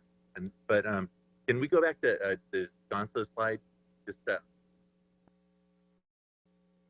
that I want to go there. Street end or the comfort station? The street end. And what was the theme there? The theme sidewalk. The estuary. Who designed that? Nasland was the engineer, and So they're gonna walk, and then you kind of walk, and then you hit a dead end, Estrada. and then you turn back, and then you walk, hit a dead end, then you walk, hit a dead end. They go, oh, now I'm at the beach. That's it. it's supposed to just be a design aesthetic Oh, okay. that you'd see. Okay. Because we're talking about the idea was that you'd come back now. You have to come back with another design to have it. So we can't lose parking. So you're talking about a different. Is that right? Yeah. So effectively, what I picked up what you guys were saying was that beach, the dual project, design number 3, because of the safety, and I heard the front end closer to the street. Now, also prioritization of that we're requesting because again, this is all hinging upon how much dollars that the port has with their CIP, which is what we're expecting, which is why we're in front of you right now, getting this direction or these recommendations, is that as far as if it were just a street end improvement, not the restroom, what I heard was Ebony, Elkwood, and Carnation, one of those. Our recommendation was Ebony based upon some of your previous stuff, so that would jive. So we would want consensus on which one of those, whether it was Ebony, Elkwood, or Carnation, if it was just a solo project of a street end, and if it was a solo project for the restroom, I had heard Encanto. Yeah, I think we're convinced that solo project would be beach. I think you. Right. So Right. And then integrated concept.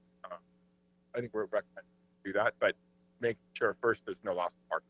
Correct. Yeah, and I have that as an overriding design principle, along with deep blue colors, and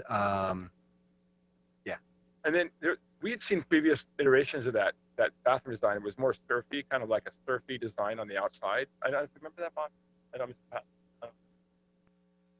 There was an iteration of those designs where it just don't. seemed more like aquatic. So maybe that's something to think about for the design. That they just add something there, so it's whatever. It's a panel or something. Well, you look at the library. The library has the wave top. Yeah, right. So I think the library gets that standard. So just a little bit enhanced.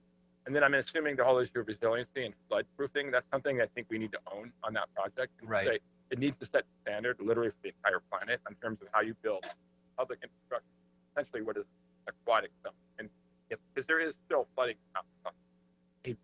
One thing I would say, Mayor, I think along your lines of a surf theme, if you look at the ones that they built last year at the beach, they have a theme.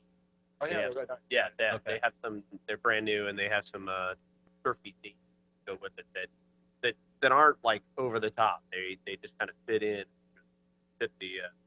Yeah, and Lohe Shores, same thing. They've got some cool stuff there. So that's good. So we're going to go with integrated beach street, beachside, option 3, possibly blue, surfy design, no impact to parking, resiliency.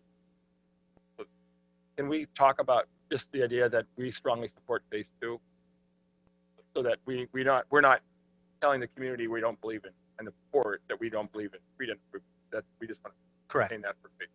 Correct. With the Right. option of those 3 options, the Ebony, Elkwood, and Carnation, to be determined.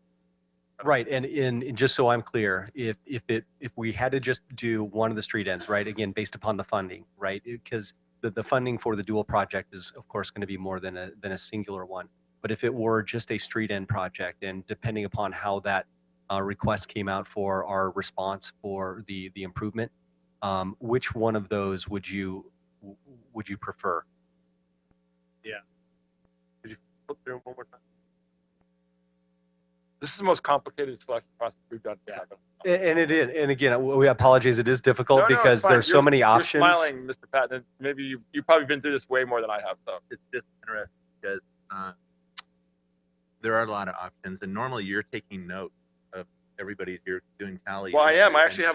actually have a thing here. So So, yeah, for me, oh, you're going to go. Well, I was just looking at it, and I am definitely of the thought process that I don't want to limit what we're asking for, but I definitely, if we're the concept A is ebony, elkwood. I kind of like go back. I kind of like the concept A. Or wait, go down, please. Oop, can you keep on that one right there? One before. Just skip through it. I'm just worried that we're taking away a lot of the green area is taking away some parking, and I am very concerned about that. So I don't think that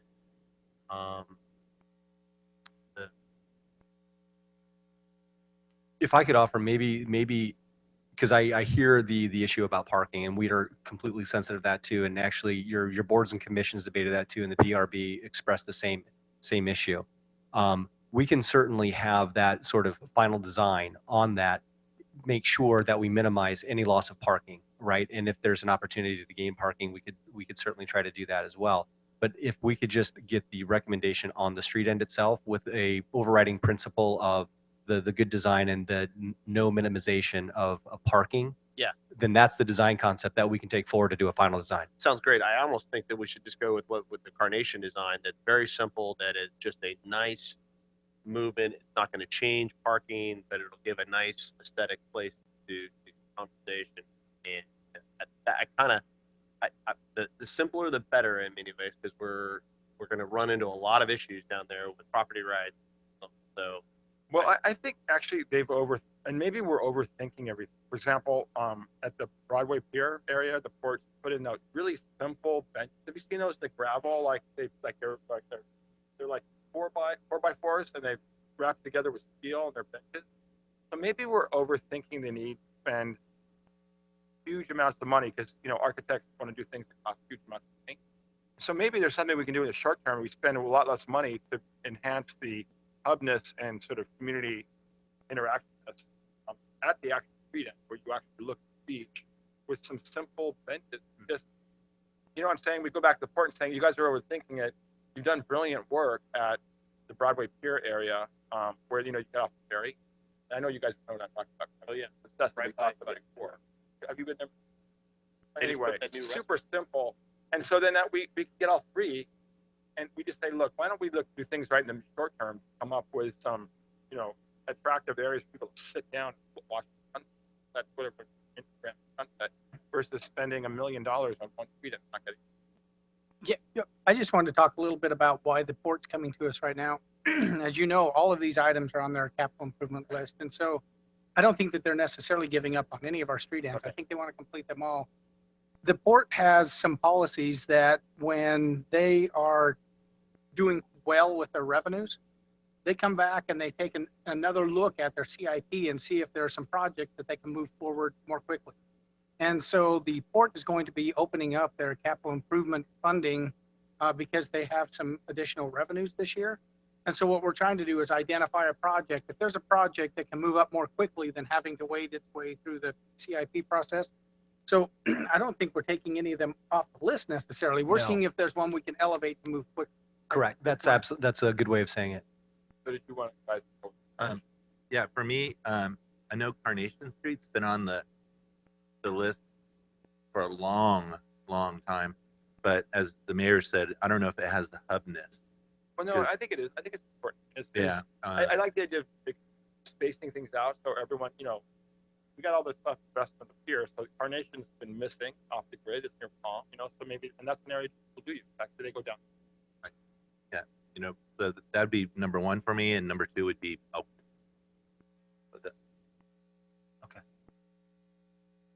maybe could we go back to the port and say, look, guys, you're overthinking this.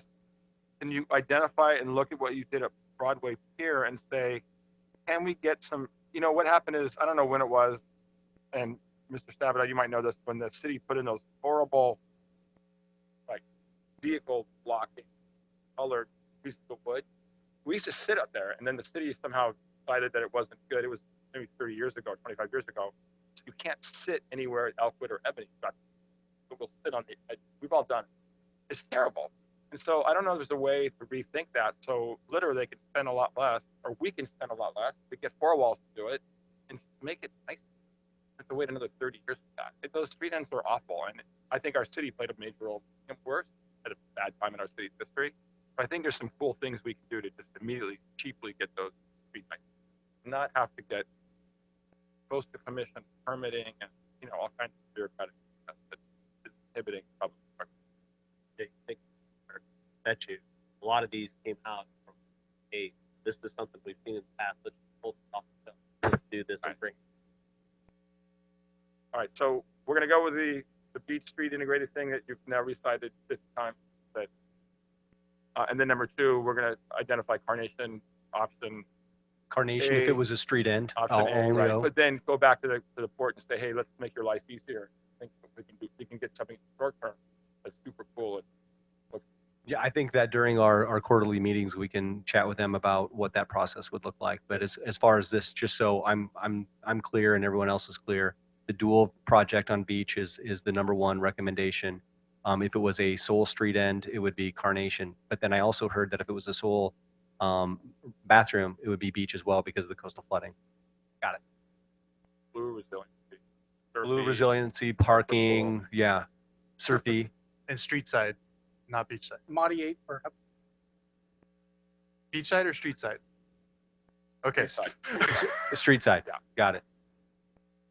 And I want to thank Mr. Stabenow for the thoughtful analysis. It's good to have all that different types of feedback. I wouldn't have thought of that, so that's why I wanted to have it there. So, And Mayor, just so the public knows, part of the reason that the port's involved here is, the port leases the street ends from the city. So that's why the port's involved. That's why they have a responsibility, and that's why we're not doing it. Just wanted to clarify. I want to thank you guys for that. Thank my colleagues in the council for helping us gyrate through all those portions. Talking about road dudeness and all that Well, stuff. and again, your boards and commissions did a really, really good job of Yeah. synthesizing this information because they went back and forth a lot. Very So helpful as well. Good. Okay, so I'm just going to say that we recommend voting on the proposal as recommended by council. Is that right? Is that right? Okay, do that? Okay. Mayor and Council, if we could, since, because Councilman Spriggs, I believe, also has a conflict on item 5.3, if we could get a motion to suspend the agenda and move to 5.3, I think that'd be great. That way he doesn't have to go back. Okay. So, is there a motion to approve the Beach Street option recommended by council? Second. And then the number two, including the alternatives for phase two. Okay. Please vote.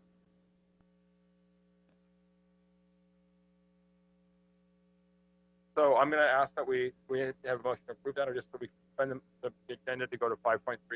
Then that way you Mr. Mayor, motion carried by the following vote. Ayes, Patton, West, Dedina, absent, Bragg, Spriggs, disqualified due to a potential conflict of interest. So now I have to recuse myself. Oh, okay. I'm sorry. Okay. So are we doing 5 now or 5? Okay. So he can come back. No. Oh, I got it. Okay. Okay.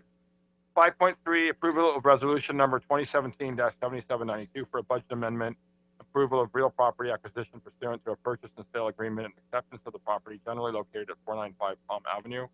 Assistant City Manager Bishop will give the report. thank you, Mayor, members of council. This property is, or the item that we're talking about right here is the acquisition of a piece of property located at 495 Palm. The aerial picture that you can see on the left here shows the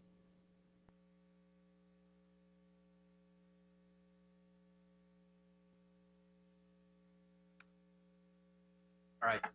So this item is a discussion of about the acquisition of a piece of property located at 495 Palm. The aerial picture should now be up. The left photo shows the image.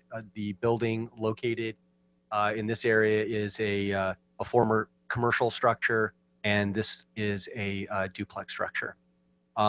This is an important picture just because you'll see all the water located in here. And that's important because of some of the background with this particular property and why we're looking at acquiring it. So the water quality improvement plan that the city has adopted identifies this property as a stormwater water infiltration and retention system. It's for our water quality. Also, the jurisdictional runoff management program, the JUMP, identifies this property to reduce our impact to stormwater and pollution areas to existing development. So we have a policy basis by which the city is looking at acquiring this property in order to, again, build a biofiltration and retention system. And so the reason why that we're here talking about this is that this property was placed on the market a while back, a little over a year ago, and it presented an opportunity to advance some of those policies that I had identified before in the WQIP and our JRMP. So what the city had done is we conducted an appraisal from an independent appraisal company. We had identified that cost, which was a different cost than what the asking price was of the property.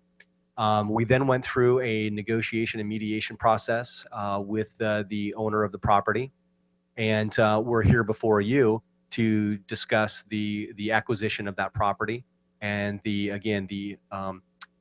approval of a purchase and sale agreement. And then again, what we would do is if the council directed us, we would go through and implement a relocation and property management plan for this site. Our agreement or our recommendation is to approve the site acquisition for the purchase and sale agreement and approve a resolution that would authorize a budget amendment utilizing strategic capital reserves, the property acquisition, and to accept the property. And just for everyone's edification, the purchase price of the property would be $1,050,000. The request of staff is for $1.1 million. And that additional $50,000 would cover closing costs, attorney fees, and whatnot. Again, I was very brief. I know you have a large agenda tonight. I'd be happy to answer any questions. But again, the purpose of this is to acquire the property, to advance some of the previous policy statements, to construct a biofiltration water quality system. I did. I disagree with this, and every city's going to have to start doing projects like this, and I think it's that we move forward on it. I just want to agree. I think that this area is a catch basin. This area, when it rains or any type of water, continue pools in that area, and that's something that we need to make sure that we are prepared for. Right? This is a good project. I want to thank staff. I know it's been a long process and a complicated one, so thank you for working all the details out and getting the final agreement set aside. So I would definitely approve the 1.1 million. So I would like to entertain a motion to approve, unless there's any other discussion or question, I'd like to entertain a motion to approve the agreement for the purchase of real property between the City of Imperial Beach and Sani Family Limited Partnership and approve resolution number 2017-7792 to authorize the budget amendment of 1.1 million, the property acquisition, and to accept the property. So moved. Oh, second. Please vote.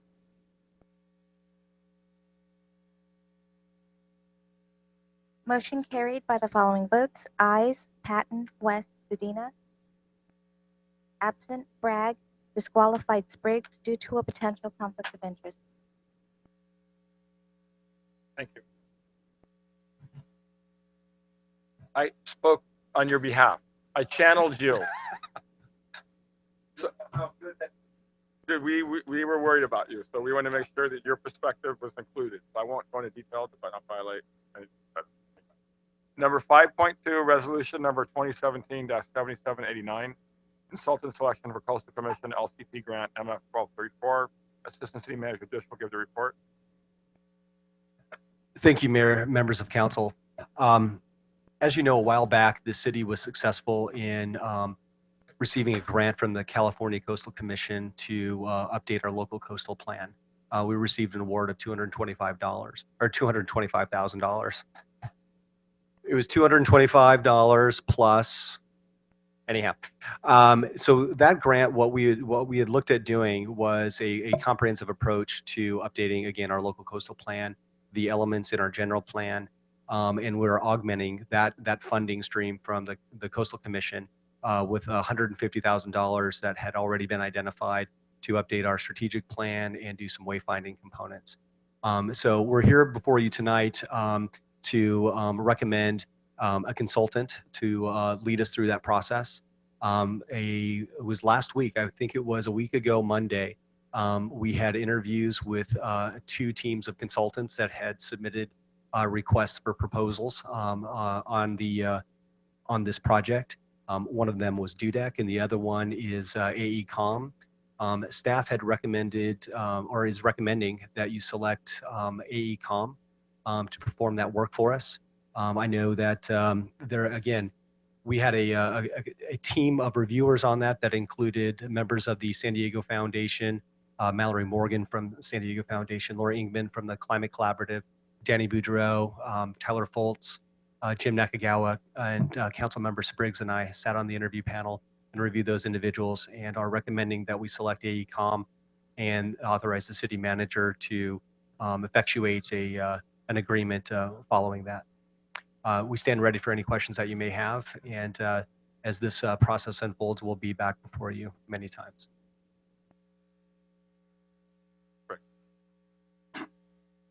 I would just like to say that it was a lot of work because the proposals were quite detailed, and both reflected, I think, to varying degrees, the great challenge that we face.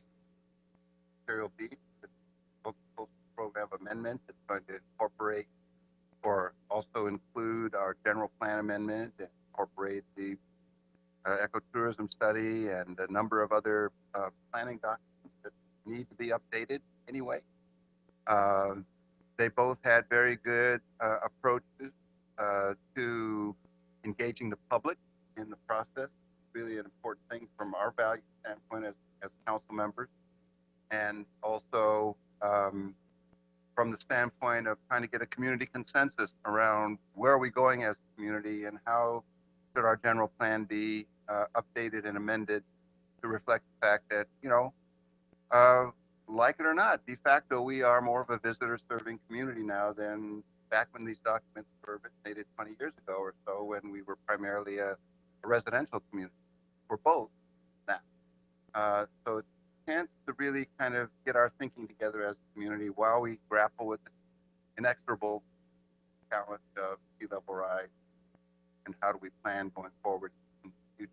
So reading those proposals was, I think, very informative.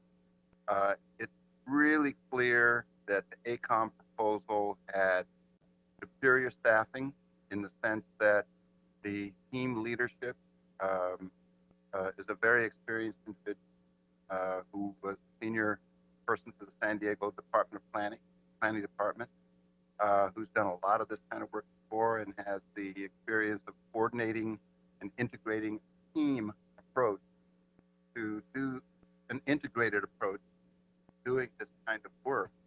And we didn't get the same degree of confidence that the other proposal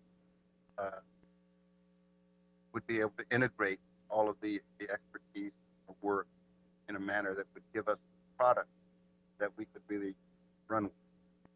We thought we might be getting separate reports, but together in an integrated way. There were many other considerations, but those are some of the top level considerations that underlie the recommendation.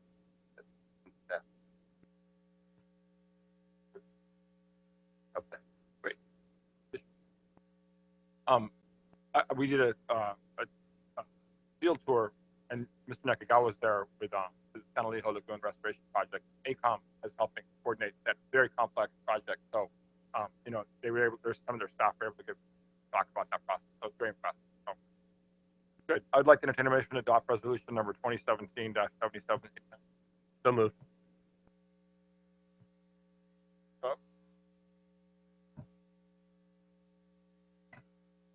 Motion carried unanimously by those present, Bragg absent.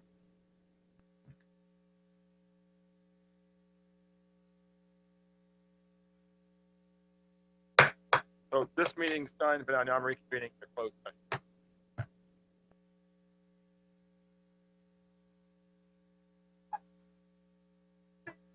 Now it's 5:20. Yeah.